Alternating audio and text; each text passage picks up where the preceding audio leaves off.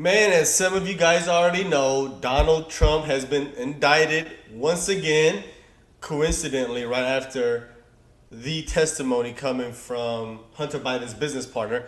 But hey, we'll talk about the timeline here at the end of this video, but we're going to first watch the announcement from Jack Smith from the DOJ, and then we're going to watch a news expert from Fox News kind of break down the indictments here just a little bit.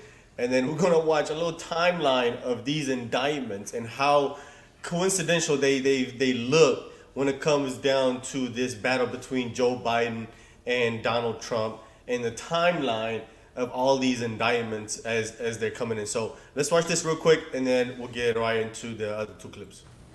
Today, an indictment was unsealed, charging Donald J. Trump with conspiring to defraud the United States, conspiring to disenfranchise voters, and conspiring and attempting to obstruct an official proceeding. The indictment was issued by a grand jury of citizens here in the District of Columbia, and it sets forth the crimes charged in detail. I encourage everyone to read it in full. The attack on our nation's capital on January 6, 2021, was an unprecedented assault on the seat of American democracy. As described in the indictment, it was fueled by lies. Lies by the defendant targeted at obstructing a bedrock function of the U.S. government, the nation's process of collecting, counting, and certifying the results of the presidential election. The men and women of law enforcement who defended the U.S. Capitol on January 6th are heroes. They are patriots and they are the very best of us. They did not just defend a building. They actually let them in the building. Or the people sheltering in it. They put their lives on the line to defend who we are as a country and as a people. They defended the very institutions and principles that define the United States. Since the attack on our Capitol, the Department of Justice has remained committed to ensuring accountability for those criminally responsible for what happened that day. This case is brought consistent with that commitment, and our investigation of other individuals continues. In this case, my office will seek a speedy trial so that our evidence can be tested in court and judged by a jury of citizens. In the meantime, I must emphasize that the indictment is only an allegation and that the defendant must be presumed innocent until proven guilty beyond a reasonable doubt in a court of law. I would like to thank the members of the Federal Bureau of Investigation who are working on this investigation with my office, as well as the many career prosecutors and law enforcement agents from around the country who have worked on previous January 6th investigations. These women and men are public servants of the very highest order, and it is a privilege to work alongside them. Thank you. So, we have, sorry about my phone, conspiracy to defraud the United States, conspiracy to obstruct an official proceeding, obstruction of an attempt to obstruct an official proceeding, and conspiracy against rights. I cannot wait until they bring up these so-called evidence that they have, because we know it is all a bunch of here it is right here. Donald Trump has been indicted. There are 4 different counts. I want to read them to you before I read through this. Count 1 is conspiracy to defraud the United States. Count 2, conspiracy to obstruct an official proceeding.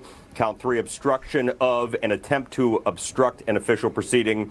And then count 4 is called conspiracy against rights. So I'm going to go through this and look at it right now. We just sent it out, so everybody should have a copy in our email, but right now it appears 4 different counts. This was the indictment that was not read in court, now is unsealed, and we're waiting to see if we get any type of reaction from Special Counsel Jack Smith. We'll be watching for. Dana? Do you know, but earlier you said that the indictments didn't have some initials or some people were named. What happened to that? Is now everybody named?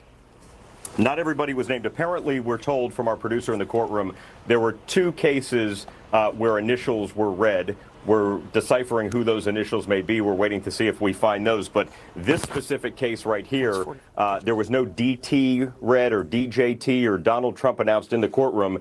And this just says United States of America v.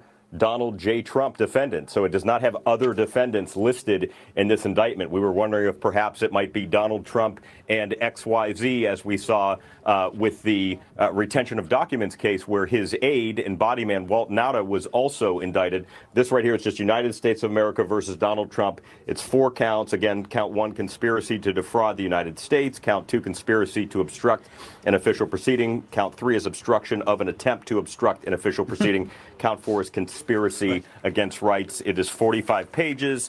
And on the back, it has Jack Smith's signature right here. Okay. And it just says right here, it says Donald J. Trump, this is on the final page, did knowingly combine, conspire, confederate, and agree with co-conspirators known and unknown to the grand jury to injure, oppress, threaten, and intimidate one or more persons in the free exercise and enjoyment of a right and privilege secured to them by the Constitution and laws of the United States. That is the right to vote and to have one's vote counted in violation of Title 18 United States Code Section 2. Yeah, there you have it. Now, this is the video that I was talking about, where Jesse Waters breaks down the very coincidental timeline of these indictments. It seems like they're very, convenient, when it comes down to when they're bringing this out. Watch this. The timing of this indictment was coordinated to take the heat off Biden. This is the 3rd time this has happened. You ready? On March 17th, Hunter admitted the laptop was his. And on the very next day, Trump received word Alvin Bragg was indicting him in New York. On June 8th, an FBI document broke that Ukraine paid Biden a $5 million bribe.